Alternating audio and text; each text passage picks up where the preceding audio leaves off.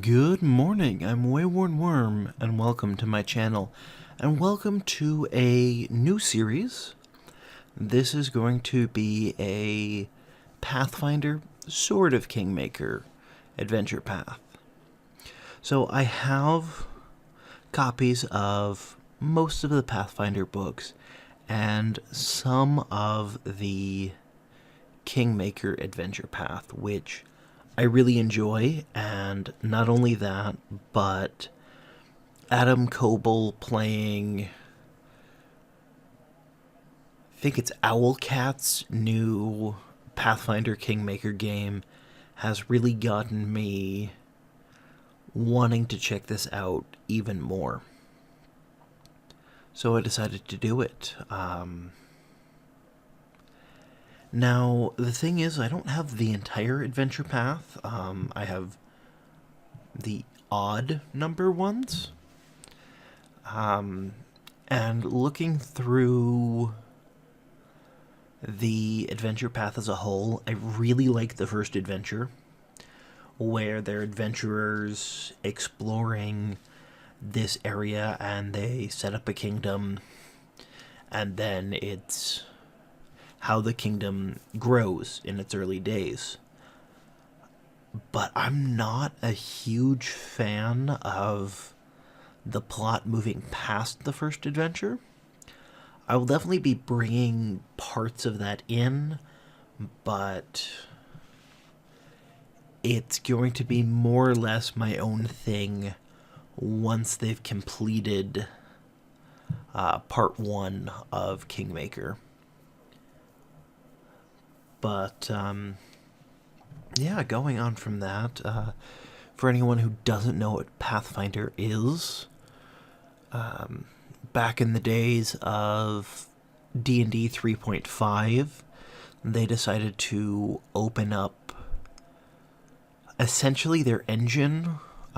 It's whatever the tabletop version of a game's engine would be. Just the D20 rules and rule set, with all of the classes and races and monsters kind of stripped away. And that created a whole bunch of games, some of them better than others,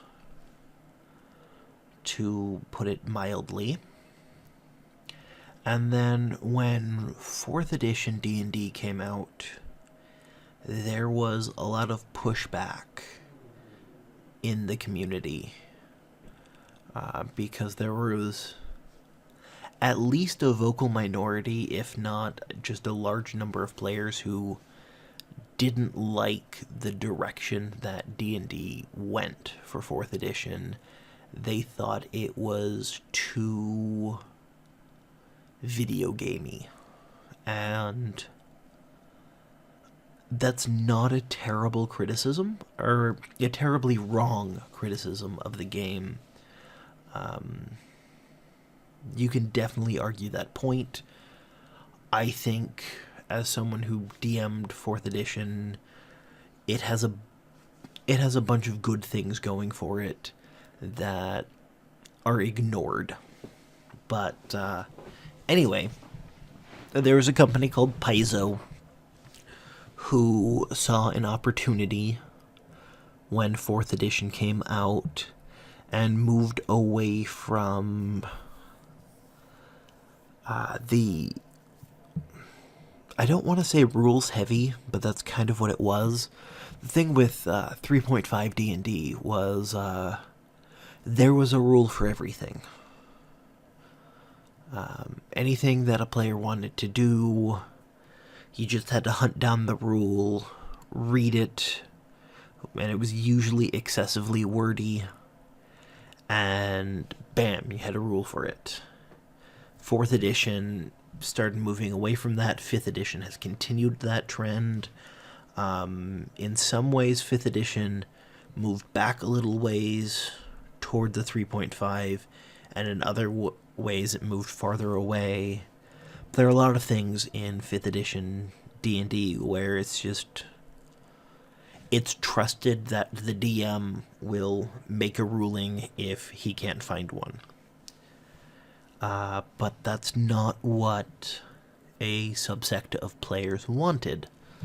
So Paizo came out with Pathfinder. I've heard Pathfinder described as a branch of the tree that is D&D, and it has grown so big it has become its own separate tree. They cut the branch down, planted it, and it's grown its own roots, and it's now a trunk with its own branches. So it's very much like D&D 3.5. There are going to be rules for everything. There are ridiculously huge numbers of modifiers. But you don't need to worry about any of that, because I'm telling a story. All of those rules things are just something that I'm dealing with. Normally, in a game like this, I would have 6 characters, and they would be all relatively equal, no clear leader or anything like that. I'm not doing either of those for this one. There's going to be 4 characters, and one of them is definitely going to be the leader. And one more thing to mention is there's a lot of books in Pathfinder, and because of that, things don't always mesh, and there are some things that contradict each other, and we're kind of running into that with names, because almost all of the characters from this are specifically from a country called Bevoy, and in the book it specifically says that Bevoy was originally settled by a certain ethnic group. I don't remember their name. I think it's Teldan or something like that. And if you go to other sources and you look at Teldan names, they are somewhere between Italian-esque and Romanesque. And that shows up in the names of my characters. We have a Lucian, a Tiber, an Umbria, and a Petra. Those are all fairly Romanesque / Italianesque. But the names in the Kingmaker series, like, we're going to Oleg's trading post, and Oleg's wife is Svetlana. And nearby Oleg and Svetlana is a guy named Boken. And just by and large, the names in the first Kingmaker adventure are very Russian Slavic. And there are parts of, the Kingmaker take on Bevoy. Most of the names are Russian or Slavic in origin, and every now and again you'll come across a Latinesque or Romanesque name, like Baron Aldori.